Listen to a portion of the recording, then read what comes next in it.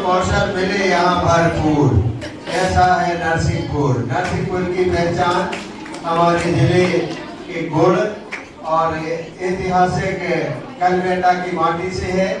उससे संबंधित विशेषताओं का आपको पाठ अभी किया जाएगा। इस क्रम में माध्यमिक विभाग से सोमवती पटेल सालिया अंजुम कक्षा 8वीं से आ जाएं और अपने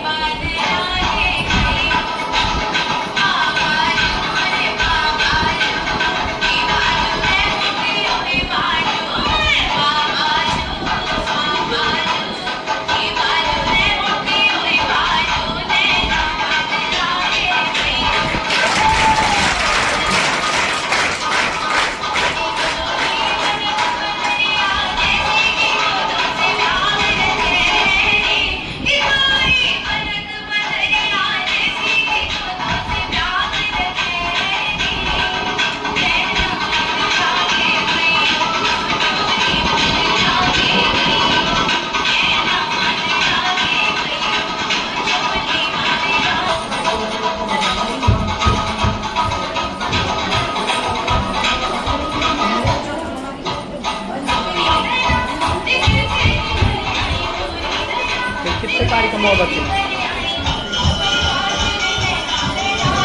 कितने और बस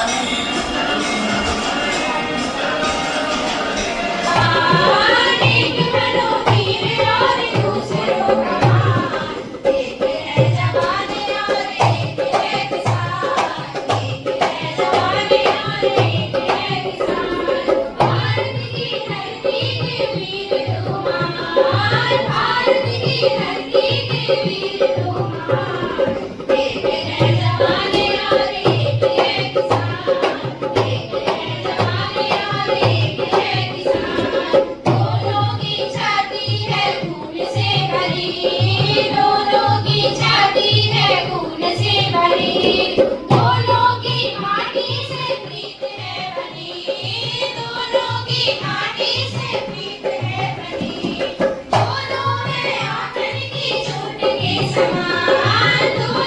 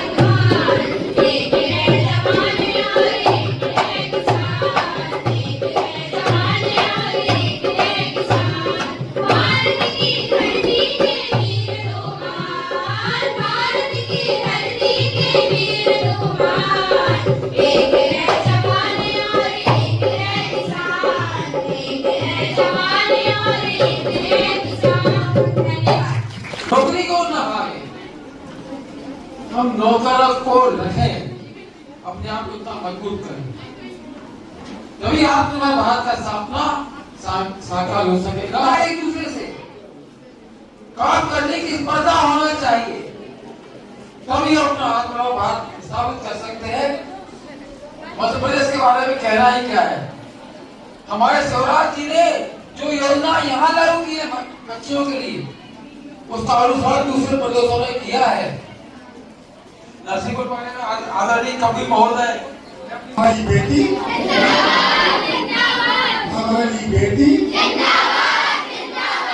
हमारी बेटी आप सबके चरणों में अभिवादन। आज बेटी, आज एक तारीख है, आज के दिन मध्य प्रदेश बना। इससे पहले मध्य प्रदेश नहीं था। बात तो सब और महाराष्ट्र का मध्य प्रदेश मिलाकर सेंट्रल बना प्रदेश, ये प्रदेश देश का हृदय नगर है। यहाँ पर पहाड़ नहीं है।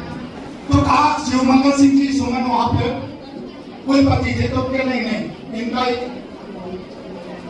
टेस्ट ले लेते, परीक्षा ले लेते, इंटरेस्ट से बात सुनेंगे बेटे सब लोग, ये महत्वपूर्ण है आप लोगों के। तो क्या लगे इनका एग्जामिनेशन ले लेते हैं, तो उनका एग्जामिनेशन ले लिया गया और एक ही व्यक्ति थे उनका एग्जामिनेशन ले लिया, उनकी काफी जर्मन ग्रेजुएशन की थी।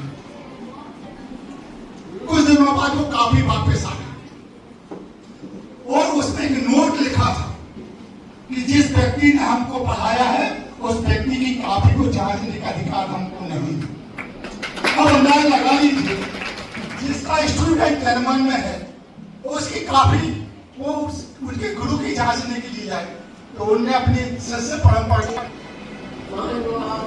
शिक्षिकाएं, स्टाफ और आज मैं कहना चाहती हूँ कि हम जिस नगर में रहते हैं, जिस प्रदेश में रहते हैं, उसका गौरव हमें सदा रहना चाहिए।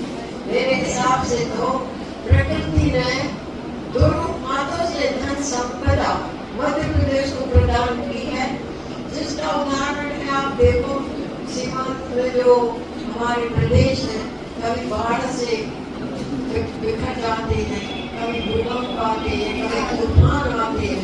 इन सब प्राकृतिक विपदाओं से सुरक्षित और देश में कोई प्रदेश है तो वो मध्य प्रदेश है।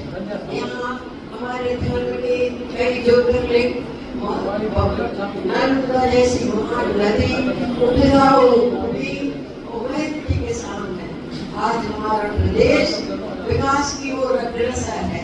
और यहाँ जो हमारी भारतीय जनता पार्टी के पितामह हैं अटल बिहारी वाजपेयी, जिन्होंने एक शुरुआत की थी गाँव को शहरों से जोड़ने की, तो आज शिक्षा के क्षेत्र में सबका इसका सबसे बड़ा लाभ किसी को हुआ है तो बेटियों को हुआ है, क्योंकि आवागमन के अभाव में या शहर में बसने के अभाव में नहीं कर पाती थी, तो लड़कियां नहीं पढ़ पाती थी, उनका ये शोषण था। परिवार सोचते थे बेटों को पढ़ाना जरूरी है तो उनको शहर में रख के पढ़ाओ, अब बेटियों का क्या नहीं जा पाओगी। तो आज पूरा प्रदेश गांव पूरे सड़कों से जुड़े हुए हैं। ये योग दृष्टा अटल बिहारी का हमको उपहार है। फिर हमें फिर ऐसे मुख्यमंत्री मिले जिन्होंने बेटियों के बारे में सोचा और लाडली लक्ष्मी जैसी योजना, और आज के वर्तमान में लाडली बहना जैसी योजना गरीब तबके को लाभ के लिए भी ये महिला वर्ग के उत्थान में एक मील का पत्थर है। आज इस जनसंख्या को लेकर स्कूल शक्ति को देखकर मुझे बड़ी प्रसन्नता होती है। सभी वर्ग की बालिकाएं अच्छी शिक्षा प्राप्त कर सके, परिवार की दूरी रहती है। तो जब आप शिक्षित रहोगी, स्वस्थ रहोगी, तो इस प्रकार भी हमारे समाज का और देश का विकास होगा। इसलिए जो आपका लक्ष्य है उसके प्रति समर्पित रहो। ये मत सोचना कि हमने पढ़ा कोई नौकरी नहीं, जरूरी नहीं है। आप उतना सहयोग अपने परिवार को बढ़ाने में घर में रहकर ही कर सकती हो। इसलिए अच्छे से स्वस्थ रहो, शिक्षित रहो। यही और सबने सब कुछ कहा। मध्य प्रदेश के बारे में भी सभी की बहुत सारे क्षेत्रों में बोलते हैं दिल है मध्य प्रदेश। तो दिल में हमारी बसने वाली नर्मदा माँ है, हमारे यहाँ सौंदर्य के रूप में हमारी देखो भेड़ाघाट की वादियाँ हैं। बड़े केवल अपनी बेटियों के लिए आती हूँ और मैं अपनी बेटियों के लिए बोलना चाहती हूँ कि सब कुछ करो, सब कुछ बनो। सबसे पहला उद्देश्य तो चरित्रवान बनो।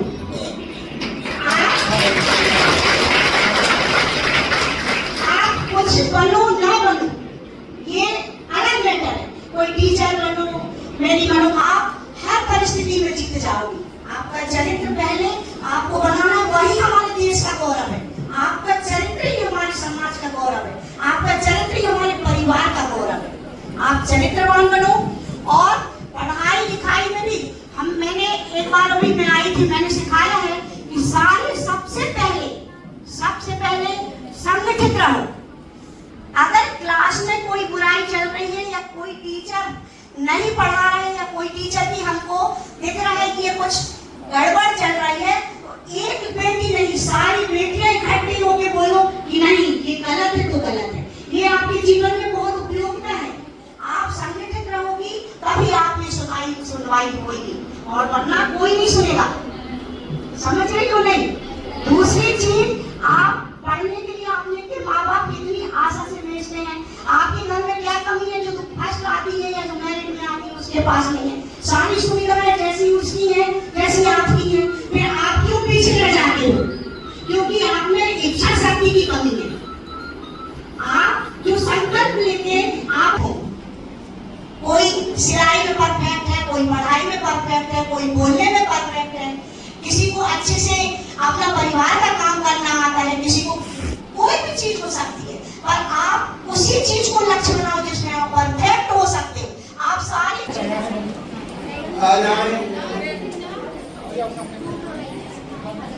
हाँ ऐसे खड़े हुए। हाँ ठीक। हमारा आज का आयोजन संपन्न हुआ।